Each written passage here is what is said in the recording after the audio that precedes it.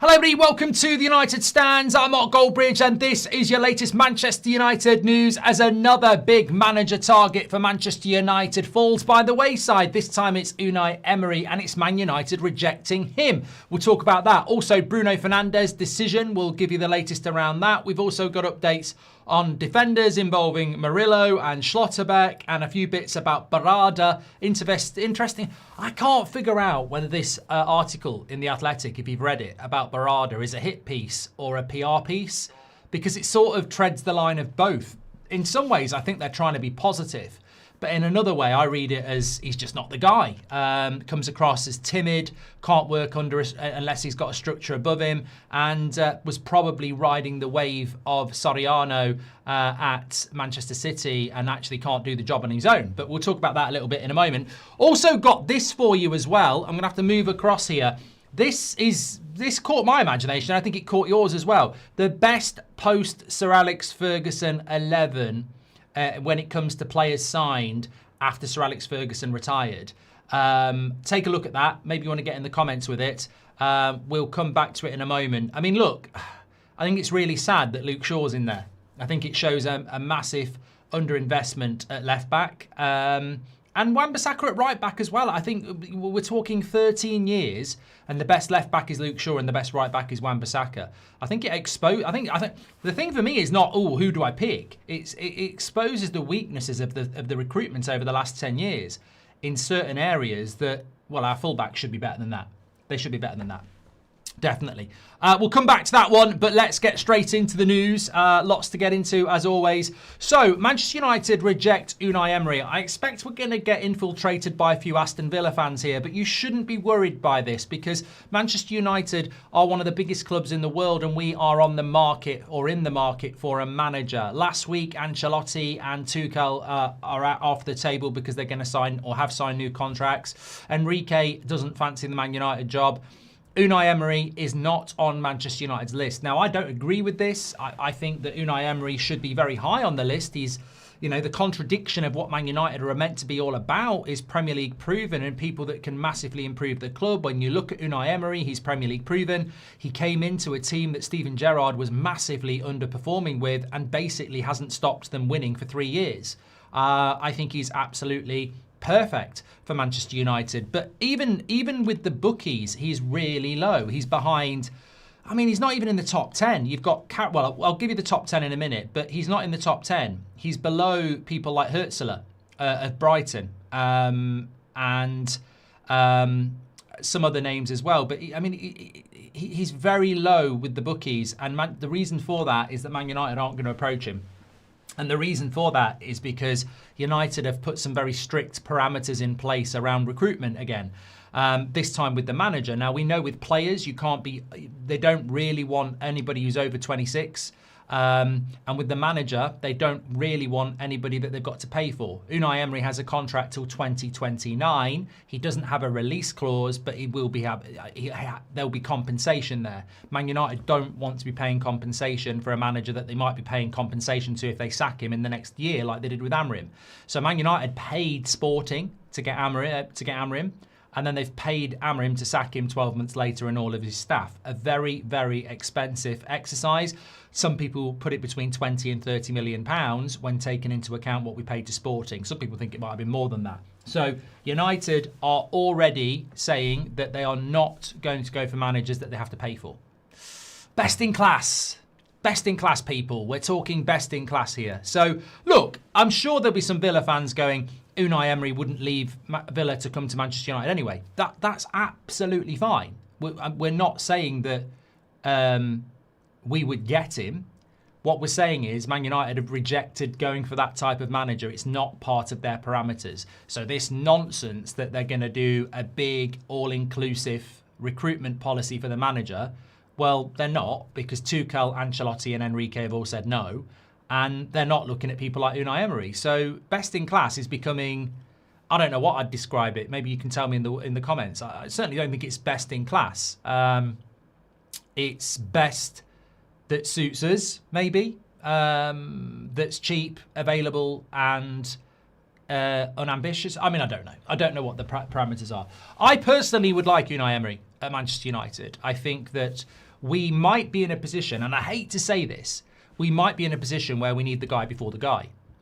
And I've heard people say that before. And the guy before the guy is the person who comes in, stabilises, builds foundations for the next manager to take us to the next level. We've never done that. We've never had a guy before the guy. Like, Moyes came in and broke the foundations of Sir Alex in some weird thing that he was allowed to do. Mourinho was all about what he wanted to do. There was certainly no foundations after Mourinho. There never normally is. Ollie, I think, was trying to build something for himself. Nothing wrong with that. Rangnick, I think, wanted to build foundations, but we got rid of him. Ten Hag, I think, again, was another manager that was about building what he wanted to build. And the same with Amorim. And there's nothing wrong with that, but I think that Unai Emery and two other managers would be very good to bring in and stabilise a football club. I mean, what he's done at Aston Villa is incredible. So I would really, really like him, but Man United are ruling him out because they do not want to be paying compensation. And Villa's compensation for Unai Emery, by the way, I don't know what we paid Sporting. I don't know what we paid Sporting for Amorim, but you can treble that. What a Premier League club like Aston Villa, who will probably be in the Champions League, will want for their manager with 3 years left on his deal. I mean, you tell me. I think you're probably talking 20 million before you even start paying him. So United are going to rule themselves out of potentially good candidates because they don't want to pay, basically. But look, just before I get some of your comments on that, this is, I mean, look, take it with a pinch of salt. This is as of now. This is a website I use that basically accumulates all betting sites' odds at the moment for the next Manchester United manager for the first game of next season, right? So at the moment, Michael Carrick is absolutely nailed on. He's not even 2-1, he's evens. So Michael Carrick, with every single bookie, is odds on to get the job. Says a lot. The next favourite is Glasner at 8-1. So you've got Carrick nailed on evens. Absolutely, you can't get good odds on Carrick anymore. Glasner at 8-1 means if you put a tenner on it, you get 80 quid. You've got Southgate in third at 16-1. Enrique and Nagelsmann at 20-1. And Thomas Tuchel and Iriola at 25-1. And they're basically the favourites. Oh, sorry, I've missed two here. Pochettino 16-1, so that would put him around the level of Southgate. And De Zerbi, actually, sorry, I'd missed De Zerbi completely. De Zerbi is 7-1. So Carrick evens, De Zerbi 7-1, Glasner 8-1, and then you've got Southgate and Pochettino. It's not a great top five, that is it? It's not a great top five. And look, nobody's saying that in mid-February that the bookies have got that absolutely right, but realistically, I think that's the situation we're in. Michael Carrick's going to be massive favourite to get it, and then you've got Glasner, De Zerbi, Pochettino, maybe Southgate. I mean,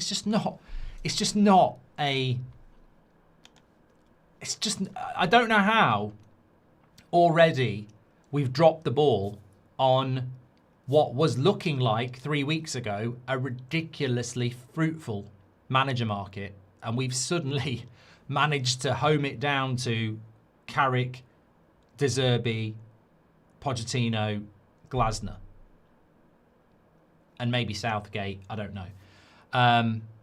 How have we gone from 2 or 3 weeks ago when we were talking about Ancelotti, Tuchel, Nagelsmann, Conte, and Enrique? How have we gone from that five to that five in the space of 2 or 3 weeks? Because we're Manchester United. Because this is what we do. And look, I hope I'm wrong. I hope they're wrong. But this manager market gets more depressing by the day. It's like all-encompassing, everybody's on the table, to, yeah, everybody who's decent off the table.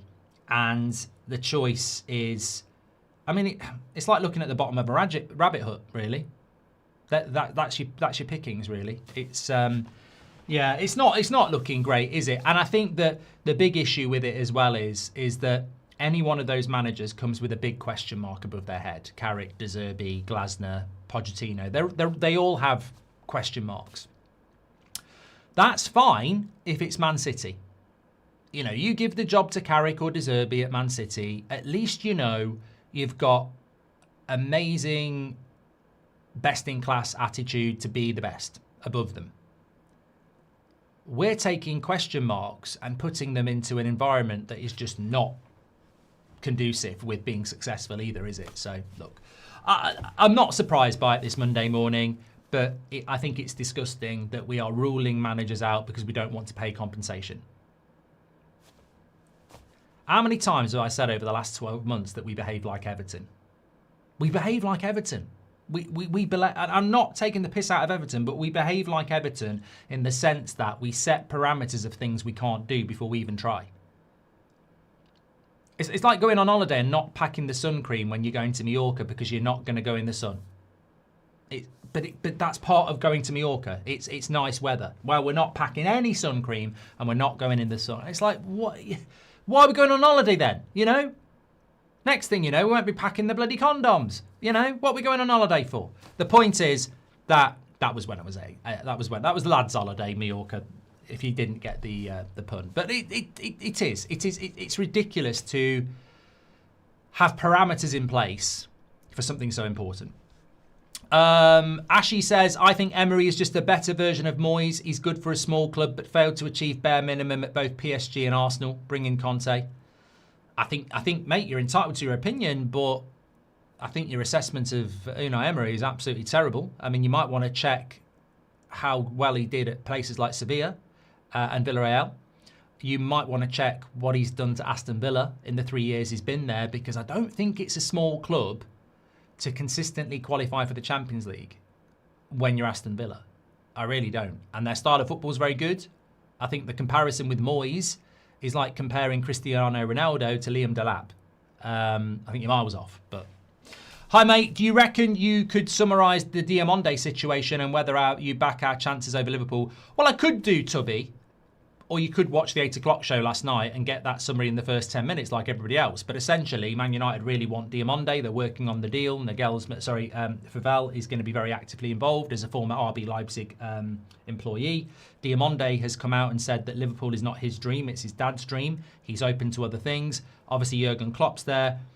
That's the situation. It's very much a deal Man United want to do. Cameron says, Emery likes full control. Our board won't allow it. Well, Cameron makes a great point here. It is a good point, and I've purposely left it out. Man United won't go for Emery because you've got to pay for him. You've got to pay 10, 20, 30 million pounds to get Emery out of Villa. That'll be the reason they don't go for him. That's a parameter they've set in place. When you look at Marco Silva, Iriola, Glasner, Southgate, Pochettino, Carrick, they're all free. They're all free in the summer. There's no... When I read out the top 5 candidates at the moment, Carrick, De Zerbi, Glasner, Pochettino, Southgate, they're all free. Don't be mugged off by this ownership. Every manager we're looking at is free. Financially free. So that's why we're doing what we're doing. But Cameron's also right as well. Even if they interviewed Emery, they're not going to give him the job because he's going to go, I want control, because he has control at Villa. He has a very good relationship. So you're right. You're absolutely right. But primarily, it's because they're free. I think they're going to give it to Carrick, and I just don't agree. I don't agree with it. On February the 16th, I don't agree with it. May the 16th, maybe I will, but certainly not now. What about Nagelsmann? Nagelsmann could be free. I don't know what his contract is. I think so. Ash says Southgate's only there because Mark's scaremongering. Mate, I would not use the word Gareth Southgate. It makes me want to physically heave. But if you go and check Odds Checker, you will see Gareth Southgate in the top 5 candidates on who will be the Manchester United manager at the start of the season. I very much hope he's not. But I can only read what's in front of me. I very much hope he's not. But he is free, which make...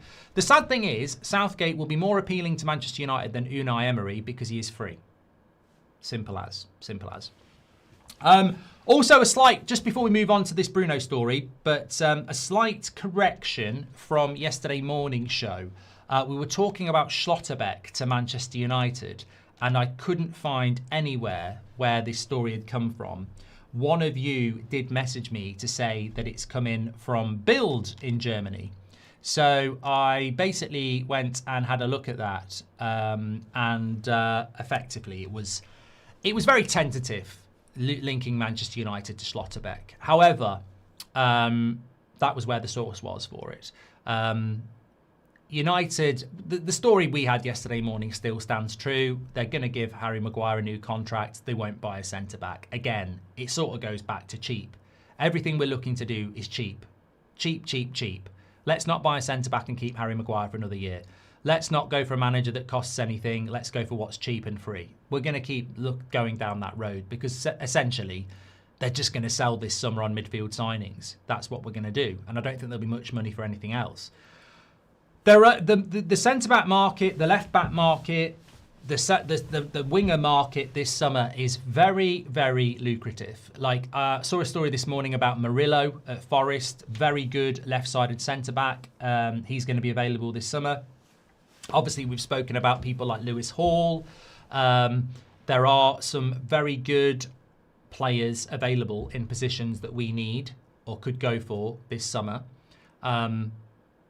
But there's absolutely no point in dwelling on them because the minute they give that contract to Harry Maguire, we're not buying a centre-back. It's as simple as that. We've got Yoro, we've got Heaven, we've got Martinez, we've got De Ligt, and we've got Maguire. That's 5 centre-backs for 2 positions. You don't actually need more than 5. When we were playing 3 at the back, I think you need 6. 2 for every position. But when you're playing 2 at the back, 5 is more than enough. 2 backups and another backup if you want. So we won't be buying a centre-back at Manchester United. But it's interesting because I was thinking about this morning. Yes, we're going to buy midfielders. We should have bought midfielders last summer. So if there's any fans out there going, "I'll stop moaning about centre-backs and left-backs and backup strikers and backup goalkeepers. This summer's about midfielders. Let's just focus on that." I actually agree with you. I totally agree with you. But we should have bought the midfielders last year. We could have got 1 midfielder in January and 1 midfielder one midfielder in January, 1 midfielder in the summer, and we wouldn't even need midfielders in the summer. We could have focused on other positions. This is typical United chasing their own tail.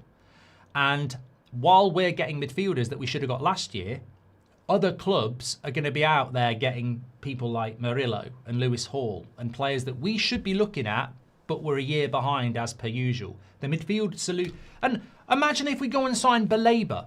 That's even better. We'll spend all summer trying to sign Berrada, who we could have bought last summer. So we're always behind. There are some really good players available this summer, but I just think United are just gonna waste time. Just gonna waste time, you know. Patrick Lynch says manager list quality seems to be getting lower, and it also looks unclear about what we want. Every appointment feels different. The only real constant is Premier League experience. Yet the difference between a Pochettino and a Glasner is huge. I think the managerial situation is very, very similar to when we sacked Mourinho and we gave the job to Ollie. There was all this talk about a thorough summer recruitment of a manager, but most people don't recruit their manager in the summer. And I think so many United fans at the moment are just so fed up of how the club runs itself, of how they try and make out they're more intelligent than us, that I think people are just starting to disengage in relation to anything that comes out of the club. Like, most people at the moment are saying that United aren't even talking to managers. Well, that's just great, because in the last 2 weeks, Tuchel and Ancelotti have agreed deals with their national teams. So you've missed out on 2 players there. We know that we're not willing to pay compensation, so that's not thorough either. And the best bit is, the rumours are that they're not going to start talking to managers until May. Well, when we sacked Van Gaal, Mourinho was ready from March. And we hadn't even sacked Van Gaal till May. When we were replacing Rangnick, because he was only an interim, we were interviewing Pochettino and Ten Hag in March, next month. So we don't have a manager, and we haven't had a manager since January, and we're not going to start interviewing till May. Yet previously, when we had managers, we were interviewing people now. How does that make sense? So Mourinho, we were lining him up months before Ten Hag and Pochettino were being lined up months before. But we need a manager, and we're going, nah, we'll wait. And I think I've played the game. I know exactly what's going to happen.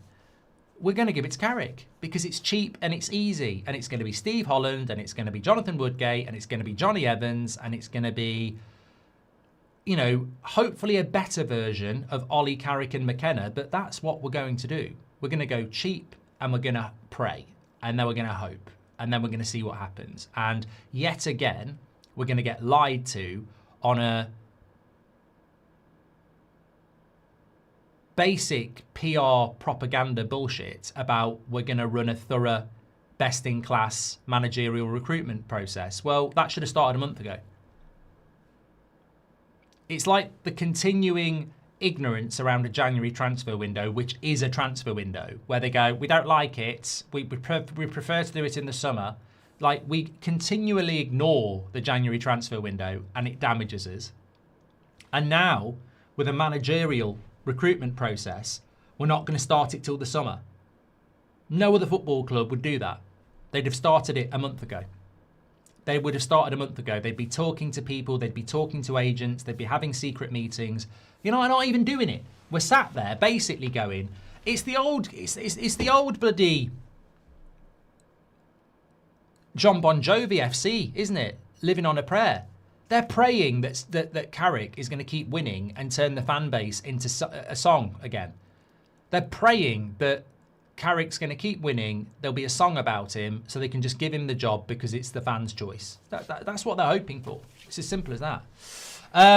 Thanks for the feedback on the menu video this morning, by the way. I've been wanting to do it for so long, and I think some of you did pick up on it, but there was some quite interesting takes around that. He scores low on interceptions as well, to one of the questions that was asked. Amit says, it's easy to predict United's next move. Nothing new to us. Thank you very much, Amit. Talking about, well, last night we were talking a little bit about Bruno. Bit of news to bring you on the news show. So I got a message this morning from a very prominent journalist who'd seen, I think we put a clip out about Bruno last night. They weren't watching on YouTube. I don't know why. But they'd seen the clip and they messaged me and they provided a little bit of clarity. So basically, with Bruno Fernandes, he has said that he is going to wait until after the World Cup to make his mind up. Now, I and many of you have said, we can't wait till after the World Cup. Like, the World Cup for Portugal's not going to end till mid-July. What if Bruno then wants a holiday? Or he doesn't want a holiday? What if he decides to go? We're not going to know that Bruno's going until the back end of July. Well, the season starts in mid-August. What goes on then? That's like when Spurs lost Harry Kane to Bayern. It's massive. So what I've said is that United should be there with a pay rise, getting him to agree to stay at Man United before the World Cup, so we know what we're planning next season. And I think that's very logical. I think it was Ben Jacobs who said last week that Man United are quite relaxed about waiting till after the World Cup for Bruno, which for me sounds completely and utterly ridiculous. However, I got a message from, as I say, somebody this morning who said Bruno's not going to make his mind up before the World Cup.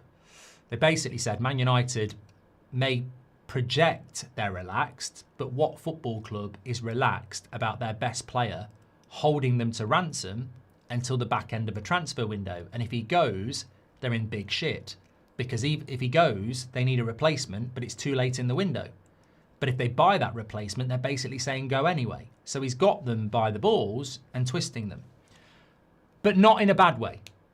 So that was the essence of the message. So Bruno's not going to change his mind, apparently. He's not going to make his mind up until after the World Cup. Now, how you solve that problem is quite interesting, because if he did go, it's back end of July. How do you replace him? Even people like Gibbs-White, if they leave Forest, even if you think they're good enough or not, they'll have made their decisions. They'll be at Spurs or Man City or whoever by the end of July. Angelo Stiller will be at Real Madrid or Arsenal by the end of July. So what do you do? Man United are saying we're relaxed about waiting on Bruno until after the World Cup. They're not relaxed. They're just powerless. it's just another example of a badly run football club, because he has got us by the balls. And I don't blame Bruno. Like, there is no part of me that is like critical of Bruno Fernandes in this position at all. If it was Jadon Sancho or someone else, I'd probably be like, what a twat, or Garnacho, or who, you know, somebody that's not treated the club well. But in Bruno's case, he's been here for so many years that you can't, you know, and he's always fit and he always delivers, and the club have let him down. I mean, fundamentally, I would summarise Bruno's decision like this: he's earned that right to make the right decision for him and his family, because he's given so much to this football club and had very little back. He's played under Solskjaer, he's played under Rangnick, he's played under Ten Hag, he's played under Emery, he's now playing under Carrick. He's had 5 managers in 5 years. And that's not stability. He will go down as one of the most underrated players in Premier League history, because whilst Kevin De Bruyne and players of his ilk have achieved great things in the Premier League, Bruno's achieved fuck all. He's never been near a Premier League title. His quality belongs in a title challenging team, and he's been stuck in a team that flirts with mid-table at times. So Bruno Fernandes, at his age and his performance level, totally deserves the right to sit and make the right choice. It's not holding the club to ransom, but he has got the club in his hands because they desperately want to keep him, and he's got to make the right decision for him. In no way, shape or form is he disrespecting the club or the fans. He's just holding the ownership to account for their years of false promises. So that's sort of where we are. And I don't disagree with it. But there is absolutely no way that the club are relaxed about that. They just know that they can't do anything else. So they've got to flip it, as per usual, into PR positivity. They know they can't drop something on his lap and he's going to accept it before the World Cup. They know they can't convince him to stay before the World Cup. So they've got to try and claw some power back. And they have no power. No football club, whether you're Man City, Real Madrid, are going to be happy if their best player is saying, I'm not making my mind up until the end of July. No club's going to sit there and go, that's fine. Oh, you make your mind up at the end of the window. That's great for us if you go. Great. We're not relaxed about it. We just don't have any power in the situation, because he's got a release clause as well. Like somebody in the chat just said, well, just reject any offer. But we can't. He has a release clause. So all the power is with Bruno. And I was told this morning from a very, very credible journalist that Bruno's decision is made. He's not changing his mind. He will wait until after the World Cup, and there's nothing Man United can do about it. So the question is, what would you do? My instant reaction to that would be, what would I do? Well, I wouldn't have treated him like they've treated him anyway. I think he'd be a lot happier with me as a CEO or an owner. So that I would never have allowed this situation to happen. But if I was parachuted into this scenario and I was in charge of Man United and my best player isn't going to make his mind up until after the World Cup, I've got 2 choices really. I either go, it's the end, you're on 300 grand a week, I want you gone, and I'll pocket the 60 million. So make your mind up all you like, find a club, you're gone. That feels really horrible, but I could do that. And then before the World Cup's over, and from this point, I could be finding a Bruno replacement. Now, considering United are obsessed with midfielders and not number 10s, we're not doing that. The other option is I wait until after the World Cup. He tells me what he wants to do. I gamble that he's going to stay. Or when he tells me he wants to go, I try and match what the offer is financially to keep him.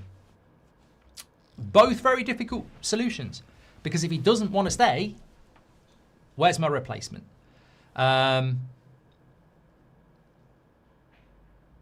It's tough. It's a tough situation, but United have only got themselves to blame. When we talk about midfield signings, what would you do, Mark? No, what would I do? I believe in life, you've got to cover off the weakness and not John Bon Jovi it. You can't just live on a prayer. I can't wait until the end of July for Bruno to make his mind up And if he decides to go, try and persuade him not to. I have to do what's best for Manchester United. And if he's not going to make his mind up until after the World Cup, that's very late in the day. So bare minimum, I've got to bring somebody in that can cover me off in that position. I mean, I can just go with Cunha, but what if Cunha gets injured? I'm not trusting Mason Mount. So I've got to bring a 10 in. I've got to buy a 10. But if I buy that 10, I probably need Bruno to go, because if he stays, I'm probably financially fucked. So it's a tough situation, but the club have made it up themselves. But I would probably buy a replacement. I'd probably take ownership of the situation. I wouldn't like to be sat waiting. I hate that. I'd hate that. But he's our best player, and I think that we can't lose him, really. Bruno is like the caffeine boost that United need always, says Amit. I need a caffeine boost, actually. Jack Davies says, when we talk about midfield signings, why do we not seem to plan for Mainu? Talk of Anderson, Waterson, but who should start over Cobby if we buy a 6? We do have this conversation a lot, Jack. More than I'd like. It's really easy. So if you look at a team that wants to be successful in the Champions League and the Premier League, you need coverage in every single position. Ideal coverage for me is two players for every position. So 2 good right backs, 2 good left backs. Obviously, when I say 2 good right backs, you've got your starter and your backup. So if you look at Arsenal, they've got Timber and they've got Ben White. Timber's the starter, Ben White's not a bad backup. So when I look at Man United's midfield, I want 2 number 6s, 2 number 8s. So if I bring Elliot Anderson in and he can play at number 8, so can Mainu, I've got coverage. If I bring in a Tonali, I still need another number 6 to cover him off as well. So it's not, I think some people, it's obviously something that many of you struggle with, because if I say sign Elliot Anderson, people start saying what's happening with Kobbie Mainoo. For me, and I think a lot of people, I go, well, I don't give a shit. I've got lots of games to play. There'll be injuries, there'll be loss of form, there's Carabao Cup games, there's Champions League games. Most people get subbed around 70 minutes. You know, there's plenty of minutes to go around. Morgan Rogers would be the ideal replacement for Bruno, says Sankit. Well, you've sort of hit the nail on the head, because I was thinking, if Bruno Fernandes left, I would love a Morgan Rogers or a Cole Palmer or someone like that. You can't do that at the end of July. You've got to be on. You've got to take the initiative on that. Now, let me be really blunt. If Man City were in this position with Bruno Fernandes and he was going to make his mind up in mid-July, what do you think they'd do? I think they'd buy Gibbs White or Rodgers in June. I think they'd take the ownership of it and go, well, if you've got to think about it, that means you're not sure. And if you're not sure, is it the right deal for you? Is it the right deal for us? So rather than us waiting, let's just assume you're going and we'll buy a replacement. And that's what big clubs do, in my opinion. Hiring these crap managers proves Sir Jim lied about best in class. Carrick is boring, will be sacked after a year, says Dazzo. Thank you very much for that. Okay, well, look, talking about boring, there's a story. Actually, let me do this first. I want to do this. I'm just going to be selfish here. So, very, very quickly, just a bit of fun. Best post Sir Alex Ferguson 11 signings for Manchester United. Get commenting in the chat. And if you're not watching live, you can write in your 11s and we'll have a look at those, because I don't necessarily think that's right. But as I said, the jump out for me when I'm looking at something like this is, yes, it's a bit of fun, but also that is 13 years of recruitment and that's your best 11. To me, that's not good enough. That is not a good enough 11 for 13 years of recruitment at Manchester United. That 11, if you did that for Liverpool and Man City and Arsenal, their 11s would kick the shit out of that. They'd destroy it because it's not good enough. Even someone like Martinez, who I really like, you look at what centre-backs people like Liverpool and Man City and Arsenal have bought. I like Martinez, but is it the level United needed to go to when you think about people like Van Dijk, etc.? Even Le Mans. Le Mans is a young goalkeeper who's been here for 6 months, and that's the best goalkeeper we've bought in the last 10 years. Now, obviously, we had De Gea for a long part of that. I'm not saying these players are bad by any means. It definitely gets worse. But what I'm saying is, as an 11, I would expect better signings than that, to be fair. But the big issue for me is Shaw and Wan-Bissaka. If Shaw, as Gaz says, the fact that in 13 years, and remember, the best bit about this is, when Sir Alex Ferguson was here, his left back was a very, very old Patrice Evra and Valencia or Ashley Young. I can't remember who was at right back. Probably Valencia. So he didn't even leave. You know, like De Gea. De Gea was a brilliant goalkeeper, and you would think he would be here for a decade. So you can understand there wouldn't be a lot of change in that area. But we needed left backs and right backs when Sir Alex left. And the fact that Luke Shaw and Aaron Wan-Bissaka are in a best 11, 13 years of signings, that's a failure. That's a fail. That is a massive, massive fail. Varane, obviously, very, very good. Martinez and Le Mans, fine. In fairness, the midfield is where I thought the neglect was the most, but it's probably papering the cracks a little bit with Casemiro and Pogba, because you can't argue with those two players. But if I said you can't pick Casemiro and Pogba, then you'd have a problem. So yes, I think the midfield three actually looks really strong as our best ever midfield in the last 13 years. But you'd expect in the midfield there to be quite a bit of competition. There is no competition beyond those. Beyond those three, there's nothing, is there? There's nothing. Mbeumo could be Ahmad. It's okay. I mean, Mbeumo's only been here a few months. Ronaldo, obviously, I think that...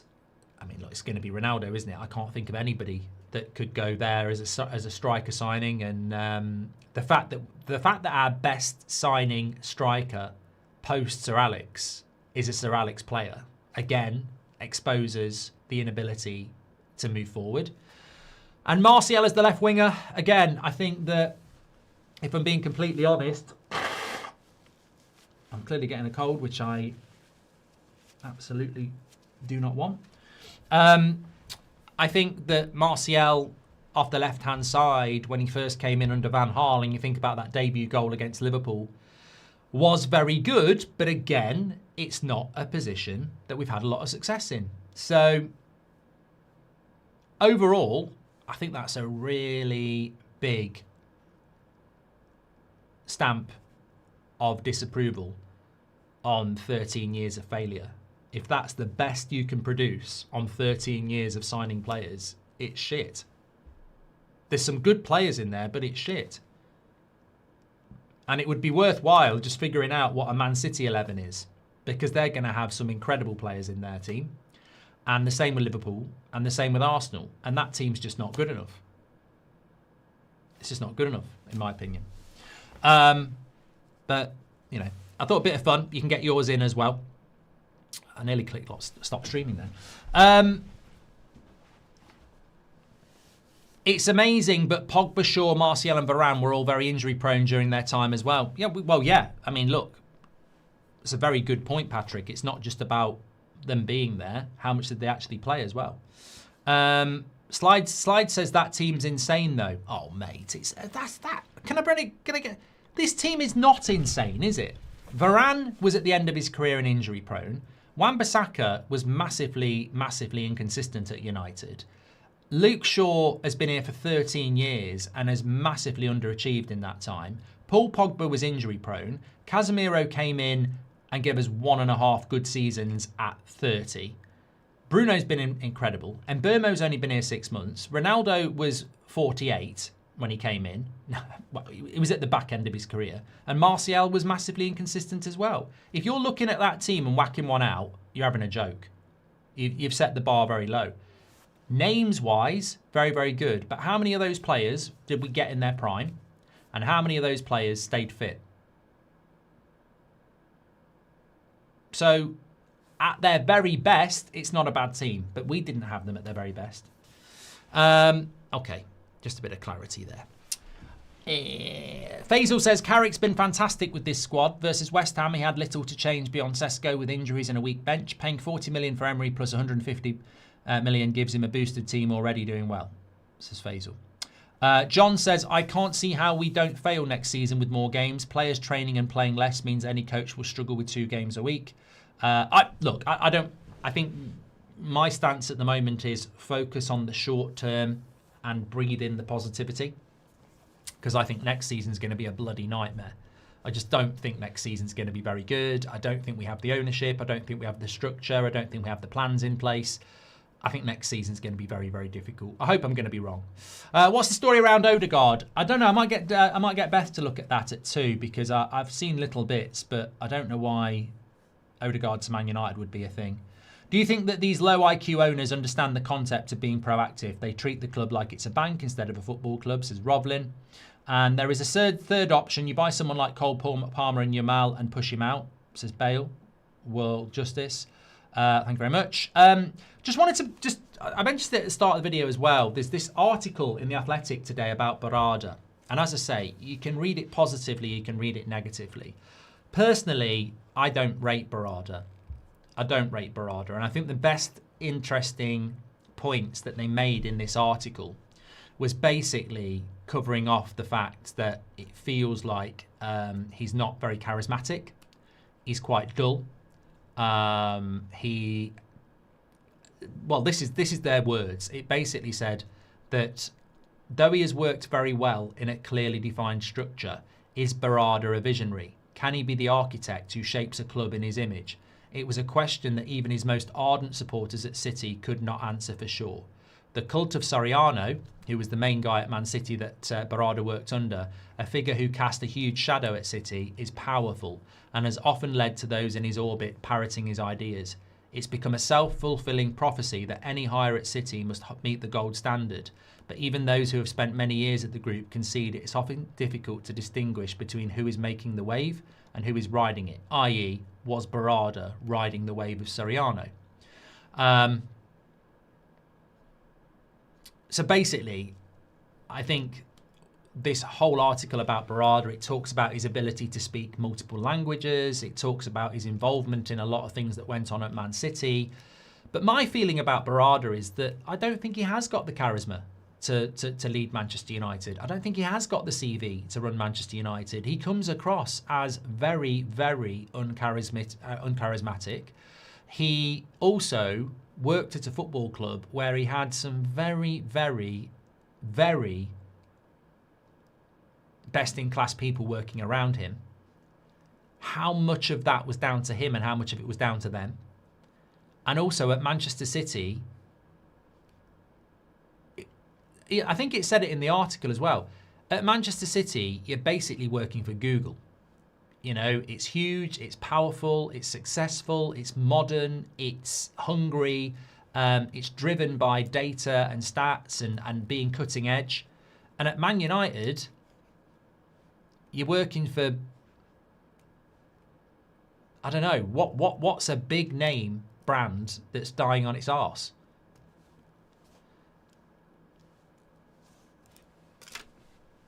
And then the question always is, even if Berrada was good, will he be able to succeed under this?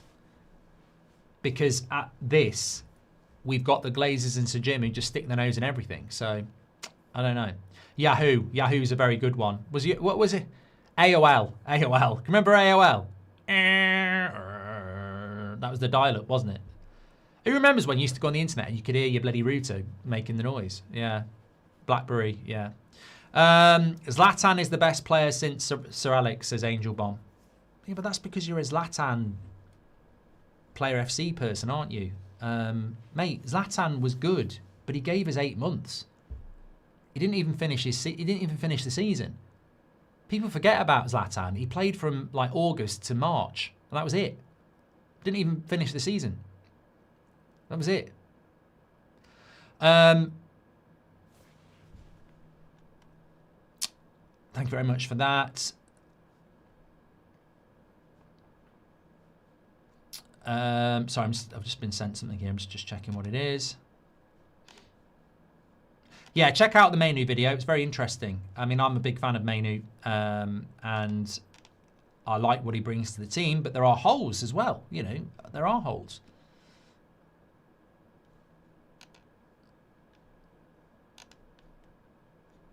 Argentina. Oh, interesting quote here from a journalist, Argentinian. He says, Martinez, if Martinez plays for your club, you love him. He gives everything, 110%, goes into every tackle as if it's his last. He's loved.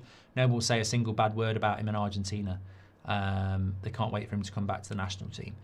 You know when I read that, though, about Martinez, my only worry with Martinez is that he picks up another injury. That's my only concern about Martinez, is that he is so committed. He flies into tackles that others wouldn't. And that's my only concern about him. Oh, this is what I wanted to bring in. So, you know, Sékou Koné went on loan to Luzon, which is in the Swiss league. And it's owned by Ineos. Apparently he's not been included in their UEFA Conference League squad, so people are losing their shit. Now, I don't know whether sometimes a story like that comes out and it's not as big. Does he have to be registered in it because of his age? I don't know. He probably does because he's not actually from their youth setup, so I think he did need to be registered. But they haven't registered him for the Europa Conference League. So, again, you sort of question why that deal was done. How do you sell that to Manu with his contract talks or Anderson coming in? We will end up chasing targets, missing out, and panic buying Diamonde or Gordon, says Jack. I don't think Manu's going to be bothered about going to the World Cup and being fifth choice midfielder, and I don't think he's going to be bothered if Man United buy 3 midfielders in the summer because you back yourself. I just think he wants game time and he'll get it. Yeah. Right. Thank you everybody for watching. Really appreciate you getting involved as always. Make sure you smash a like on the video. It's the start of another week. Some interesting stuff in there. You know, I don't think you necessarily get it elsewhere. Like the Emery stuff's very interesting. The Bruno stuff, because of where it's from, is very interesting as well. And it does pose the question of what you would do. I think sometimes people just don't want to have that conversation. Like, what would you do if Bruno is saying, I'm not telling you what I'm doing until the end of July? Do you sit there and wait and leave yourself vulnerable if he decides to go? Or do you get something in before he goes? But don't blame Bruno, blame the club. They've just made false promises for too long. Okay, thank you so much for watching. I've got an 8 o'clock show for you tonight. Check out the Manu video. You'll really enjoy it. It's really good around his low defensive output, and what he actually brings to the team is essential. So give it a watch. It's on the homepage. And I will speak to you in a little bit. I'll get Beth to do some work on the Odegaard deal for 2. I'm not going to get her to sign him, but just find out what it is so we can talk about that at 2. Stay, everyone. Thank you very much. Stay safe. I'll speak to you in a bit.